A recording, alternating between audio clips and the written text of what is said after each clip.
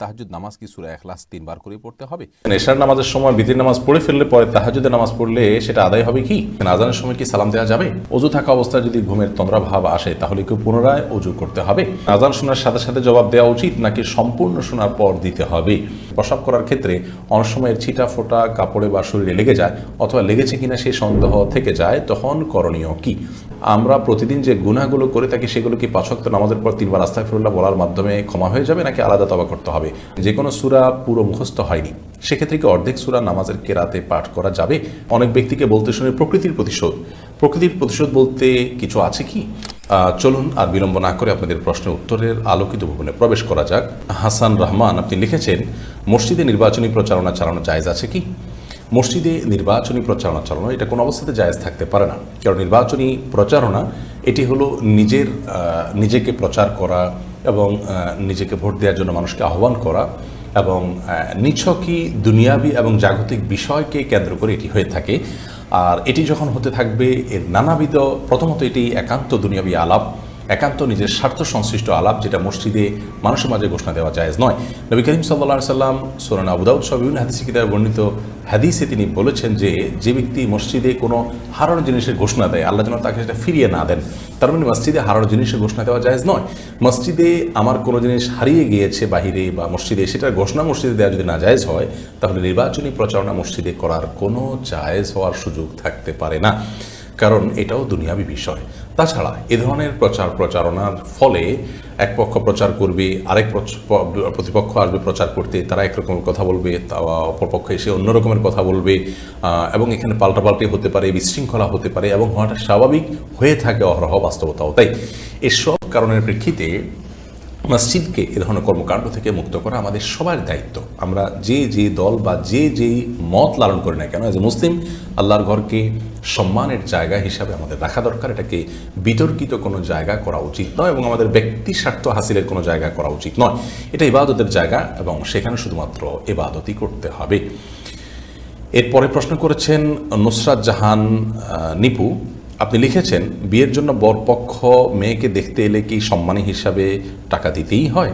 টাকা না দিলে কি এ ব্যাপারটি মেয়েকে অসম্মান করা বোঝায়? আপনার মন্তব্য জানতে চাই। দেখুন, এই বিষয়টি নিছকই প্রচলনের উপর নির্ভরশীল, অর্থাৎ এটার ব্যাপারে আমাদের দেশের প্রচলন কেমন রয়েছে এটি তার উপর ভ্যারি করবে। যেহেতু আমাদের দেশে সাধারণত পাত্রীকে দেখতে গেলে বই হোক কিছু একটা তাকে উপঢৌকন দেওয়ার প্রচলন রয়েছে, অতএব সেটি দেয়া যেতে পারে। এটি দিতেই হবে এমন কোনো বাধ্যবাধকতা যেমন নাই, তেমনিভাবে এটি না দিলে যদি অপমানকর মনে হয়, মানহানিকর মনে হয়, মেয়েকে আপনি অপছন্দ করলেন, সেই সাথে কোনো পাত্তাই দিলেন না, এরকম মনে হয়, তাহলে সেক্ষেত্রে সেটি করা উচিত নয়। কিছু না কিছু হাদিয়া বা উপঢৌকন দেওয়া উচিত। এটি সেরাই কোনো বিষয় নয়, নিছকই আপনার প্রচলনের একটা বিষয়। শরীয়তের মৌলিক নির্দেশনা হলো মানুষকে অসম্মান করা যাবে না। কোনো সমাজে বিশেষ কোনো কর্মকাণ্ডকে অসম্মানকর, মানহানিকর মনে করা হলে সে কাজ থেকে বিরত থাকতে হবে, যেহেতু সেটি মানুষের অপমানের কারণ হয়। তবে বিয়েতে মেয়ে দেখতে গেলে, পাত্রী দেখতে গেলে তাকে কিছু দিতে হবে, এটা শরীয়তের কোনো নির্দেশ নয়। কেউ যদি না দেন এবং অপমান করা তার উদ্দেশ্য না হয়, বা এবং তিনি না দেওয়াতে তারা মেয়ে পক্ষ অপমানিত হবেন না, এরকম হয়, তাহলে সেক্ষেত্রে এটা না দিলে কোনো অসুবিধা নেই। এমনি সালেহিন আজাদ লিওন আপনি লিখেছেন, আজানের সময় কি সালাম দেওয়া যাবে? এর উত্তর হলো, আজানের সময় প্রত্যেক মুসলিমের কর্তব্য হলো আজানের বাক্যগুলো শুনতে পেলে তার জবাব দেওয়া, অর্থাৎ মুয়াজ্জিন যা বলে তা বলা। কারণ সহিহ বুখারীর বর্ণনায় আসছে, ইযা সামি'তুমুন নিদা ফাকুলু মিসলা মা ইয়াকুল মুয়াজ্জিন, যখন তোমরা আজান শুনতে পাবে তখন মুয়াজ্জিন যা বলে তোমরা হুবহু তা বলবে। নারী পুরুষ সকলের জন্য আমলটি প্রযোজ্য। বিধায় মুয়াজ্জিন যখন আল্লাহু আকবার বলবে, আমরা আল্লাহু আকবার বলবো। এভাবে যা বলবে সাথে সাথে তা বলবো। শুধু হাইয়া আলাস সালাহ হাইয়া আল ফালাহ বলার সময় আমরা লা হাওলা ওয়ালা কুওয়াতা ইল্লা বিল্লাহ পড়বো। এরকম বললে মুয়াজ্জিন আজান দিয়ে যে পরিমাণ সওয়াব পাচ্ছেন, আমরা জবাব দিই ইনশাআল্লাহ বিইذنিল্লাহ তার সমপরিমাণ সওয়াব পাবো। বিভিন্ন হাদিস থেকে সেটি বোঝা যায়। এজন্য আজানের সময় সালাম দেওয়া চাইতে আজানের জবাব দেওয়াটা গুরুত্বপূর্ণ আমল। হ্যাঁ, যদি এমন হয় যে কোনো ব্যক্তিকে আপনি আজানের সময় সালাম দিয়ে ফেলেছেন, অথবা কেউ আপনাকে সালাম দিয়েছে, আপনি এখন জবাব দিবেন, তাহলে আজানের জবাব দিতে ফাঁকে আপনি সালামের জবাব দিয়ে ফেলতে পারেন, এতে কোনো অসুবিধা নেই। বরং এর সুযোগ তো আছে। মুয়াজ্জিন যখন আজান দিচ্ছেন, কথার কথা একটা বাক্যর জবাব আপনি দিচ্ছেন, একটা বাক্য তিনি পাঠ করছেন, এর ফাঁকে আপনি জবাব দিয়ে ফেললেন, এটি করা যেতে পারে, কোনো অসুবিধা নেই।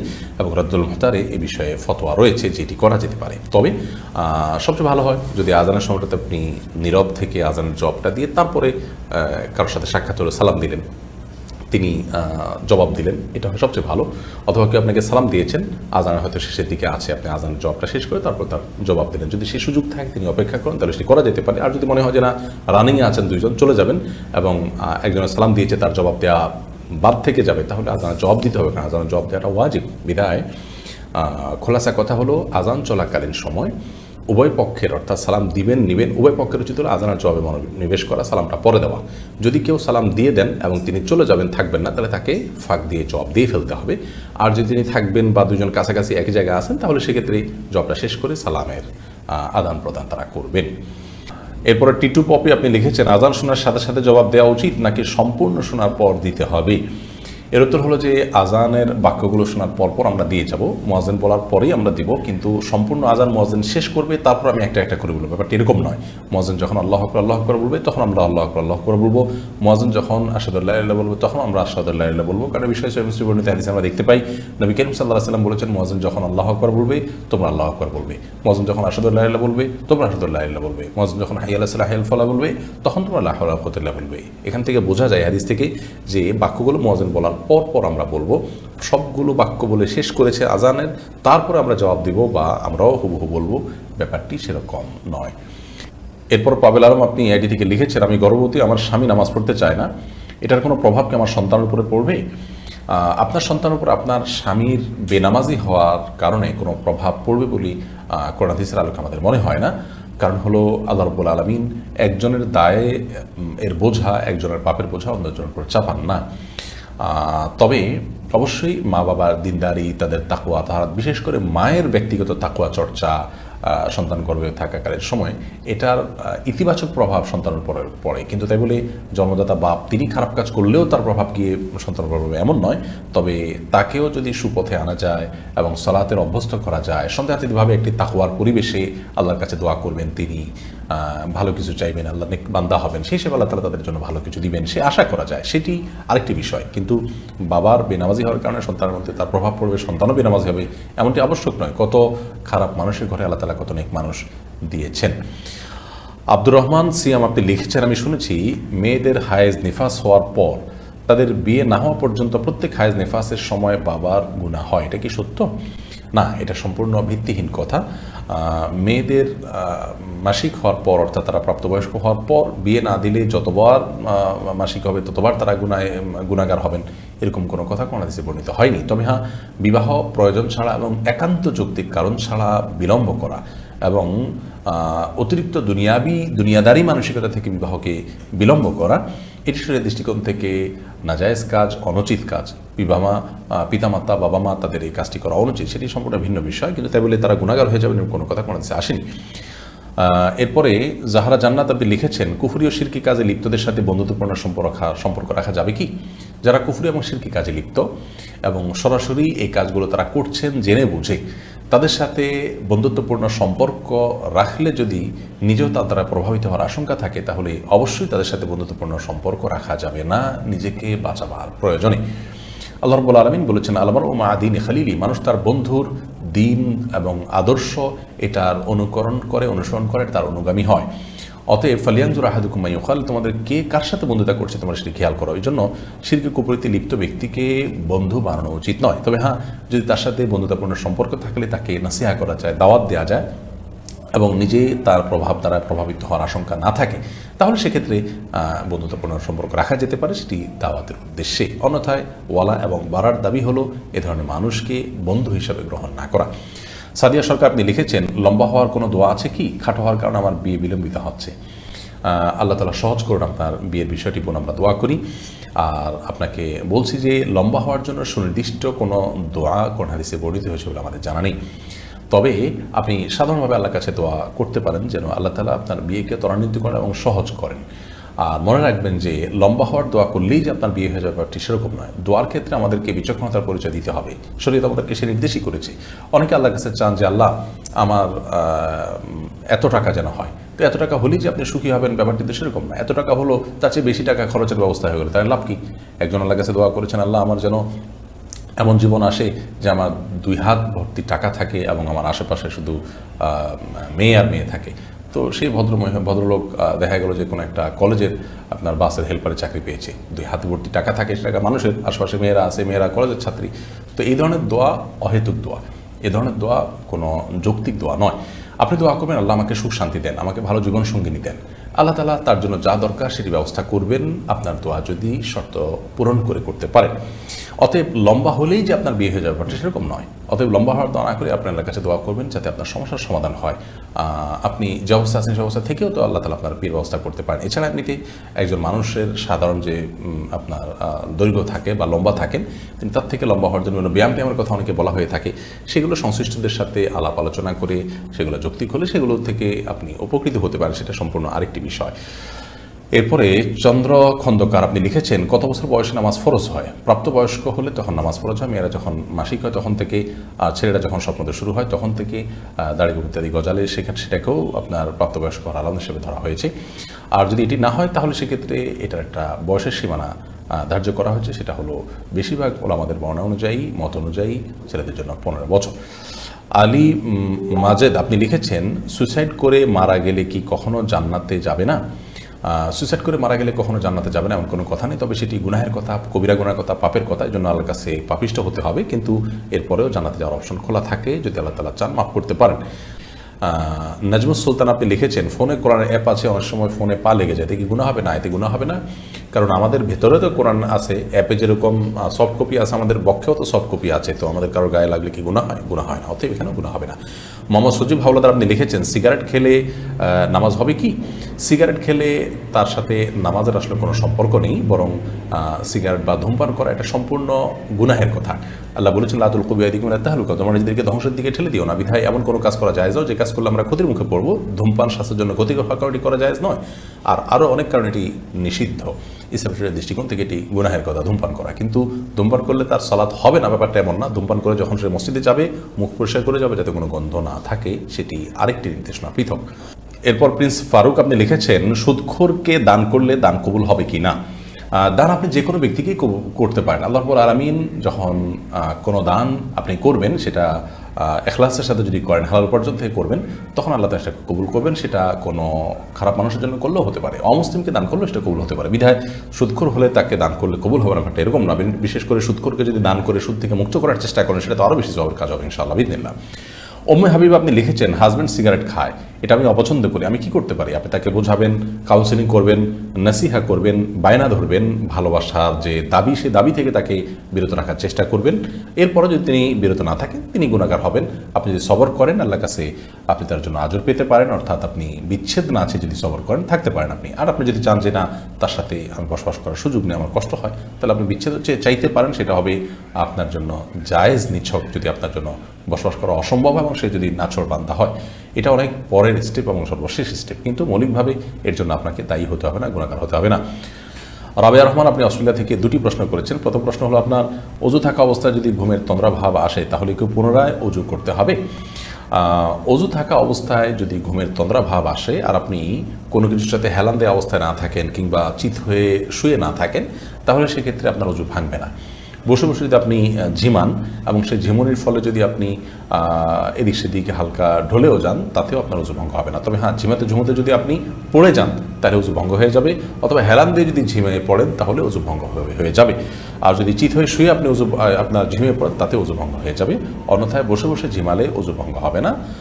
আর দ্বিতীয় প্রশ্ন হলো, আপনার পবিত্র কোরআন পাঠ করার সময় যদি ছোটো বাচ্চারা কোরআন ধরে বা ছুঁয়ে দেয়, তাহলে কি কোনো গুনাহ হবে বাচ্চার? বা আমার নিজের বাচ্চার তো গুনার প্রশ্নই নেই, কারণ তার কোনো খাতাই খোলেনি, প্রাপ্তবয়স্ক করার পর্যন্ত তার কোনো জবাবদিহিতাই নেই।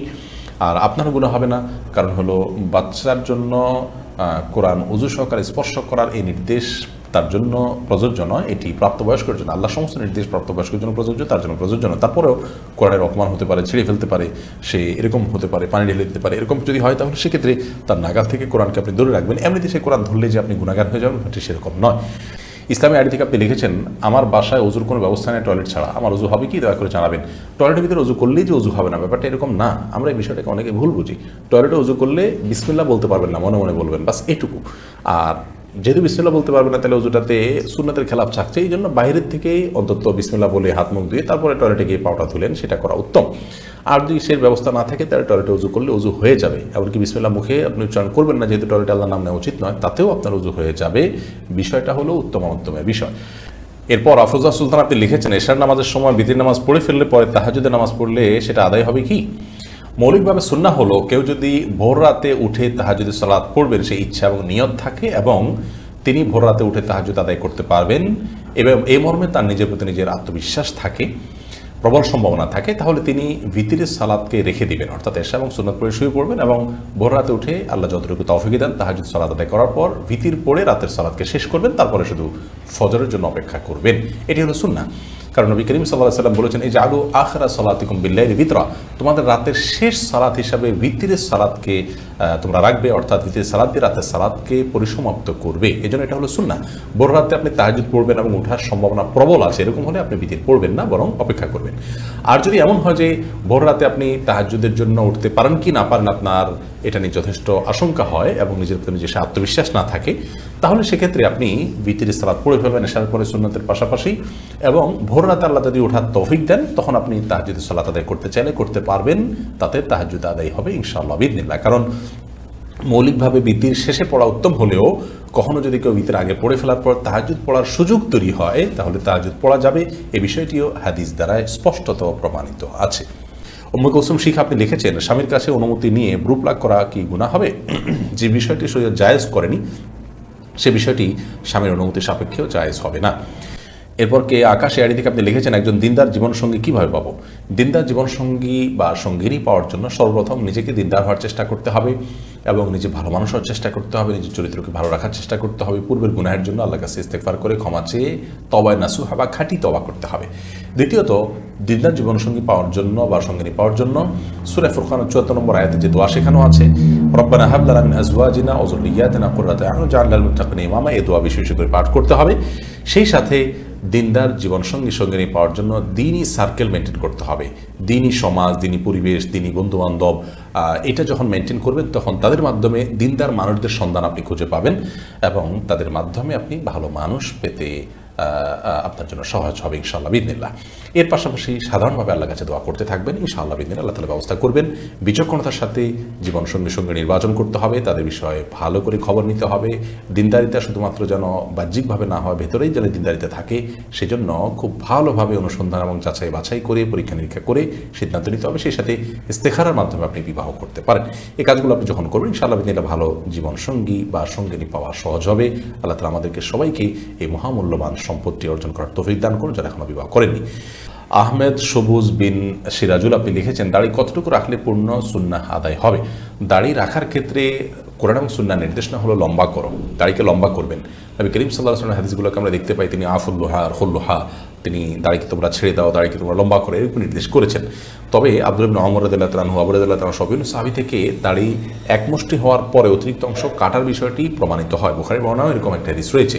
হজের সময় হয়েছে, হজের সময় হলে যে এটা হজের জন্যই ফিক্স সেটারও কোনো প্রমাণ নাই, যার কারণে বাইরেও হতে পারে।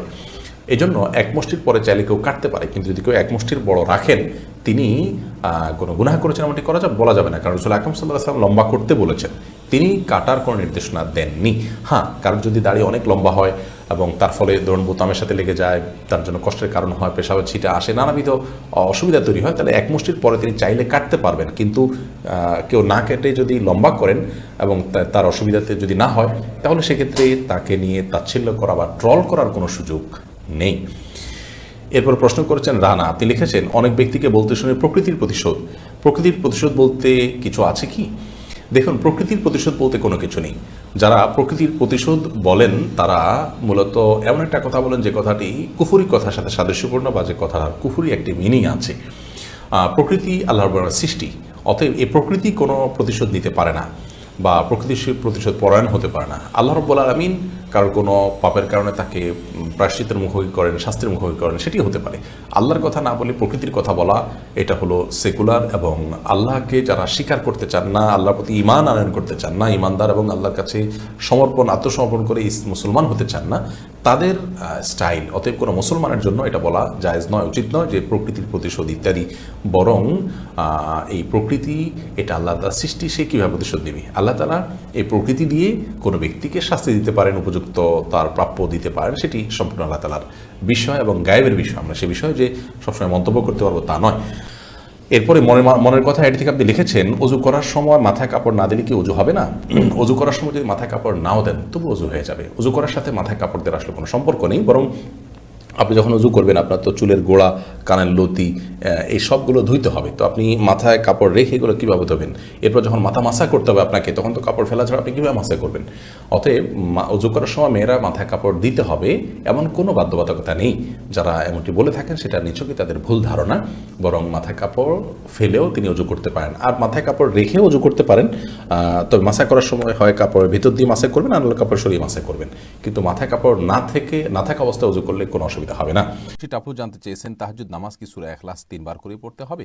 তাহাজ্জুদ নামাজে সূরা ইখলাস কয়বার করে পড়তে হবে এরকম কোনো সংখ্যা কোরআন হাদিসে নির্ধারণ করা হয়নি। কেউ চাইলে একবার পড়তে পারেন, কেউ চাইলে একাধিক পড়তেও পারেন, তবে 3 বার পড়তে এমন কোনো কথা নেই। তানিয়া তাবাসসুম আপনি লিখেছেন, যে কোনো সূরা পুরো মুখস্থ হয়নি, সেক্ষেত্রে কি অর্ধেক সূরা নামাজের কেরাতে পাঠ করা যাবে? নামাজের সূরা পুরো খতম করা কি বাধ্যতামূলক? দেখুন, যে কোনো সূরা যদি পুরো মুখস্থ না হয়, সেক্ষেত্রে অর্ধেক সূরা সালাতে আপনি যদি কেরাতে পাঠ করেন তাতে কোনো অসুবিধা নেই, আপনার সালাত হয়ে যাবে। সূরা ফাতিহা পুরোটা পড়েছেন, অনেক সূরা অর্ধেক পড়েছেন, তাতে সালাত হয়ে যাবে। সূরা পুরো শেষ করাটা বাধ্যতামূলক নয়। বিশেষ করে বড় সূরা যদি হয় তাহলে তো পুরো সেট শেষ করা অবশ্যই জরুরি না। ছোটো সূরা হলে আপনার পড়ে ফেলা উচিত। যদি আপনার মুখস্থ না থাকে, যেটুকু মুখস্থ আছে পড়েছেন, তারপর আপনি রুকুতে গেছেন, তাতে সালাত হয়ে যাবে। কিন্তু এমন জায়গায় থামবেন না যেখানে থামলে অর্থ বিকৃত হয়ে যেতে পারে। ছোটো সূরার ক্ষেত্রে এমনটি না করাই উচিত সাধারণত, যেহেতু অর্থ বিকৃতির সম্ভাবনা আছে। আপনি এমন জায়গায় থামলেন যে অর্থটা অপূর্ণাঙ্গ থাকলো, এই জন্য অর্থটা অন্তত দেখে নেবেন যে আপনি যেখানে থামলেন তাতে একটা কথা পূর্ণাঙ্গ হয় কিনা। হলে আপনি রুকুতে যেতে পারেন। এবং যদি খুব বেশি ছোট সূরা হয়, ধরুন 3 আয়াতের সূরা, তাহলে 2 আয়াত পরে আপনি রুকুতে চলে গেলেন। তো এরকম হলে আরেকটা আয়াত মুখস্থ করতে কতক্ষণ, সেটা করে ফেলা উচিত এবং এরকম অভ্যাস বানিয়ে নেওয়া উচিত নয়। যতদিন আপনার মুখস্থ না হলো ততদিন পর্যন্ত আপনি এটি করতে পারেন, যদি অর্থ বিকৃতির সম্ভাবনা না থাকে। এরপর ইলমা খন্দকার এসে আপনি লিখেছেন, ঘরের দেয়ালে আরবি হরফের ক্যালিগ্রাফি বা ডিজাইন করা কোনো দোয়া, যেমন আয়াতুল কুরসি, দোয়া ইউনুস ইত্যাদি টানানো জায়েজ আছে কি? এগুলো টানানোতে আমি মৌলিকভাবে খারাপ কিছু দেখি না। হারামাইনের বিভিন্ন দেয়ালে ও কোরআন কারীমের বিভিন্ন আয়াতের অংশ বিশেষ লেখা আছে, এবং আপনারা জানেন যে কাবার যে গিলাফ, সেখানেও কোরআন কারীমের আয়াত লেখা আছে। তো কোরআন কারীমের আয়াত লেখা থাকলে সেটাকে মানে ঝুলিয়ে রাখা, টাঙিয়ে রাখা সম্মানজনকভাবে, এটাতে কোনো দোষী কিছু দেখি না আমি। অনেকে বাধা দেন বা নিষেধ করেন, তারা কৃষি ভিত্তিতে নিষেধ করেন আমি জানি না। শরীয়তে কোনো কিছু নিষেধ করতে হলে তার কোনো ভিত্তি এবং রেফারেন্স থাকতে হয়। কোরআন কারীমের আয়াতকে উন্মুক্তভাবে দেয়ার লেখা থাকলো, সেটা দেখে আমি পড়লাম, মনে হলো আমার সেটার কথা, এটাতে কোনো অসুবিধা নেই। তবে হ্যাঁ, কোরআন আয়াতকে নিছক শোভাবর্ধনের উদ্দেশ্যে রাখলেন, জাস্ট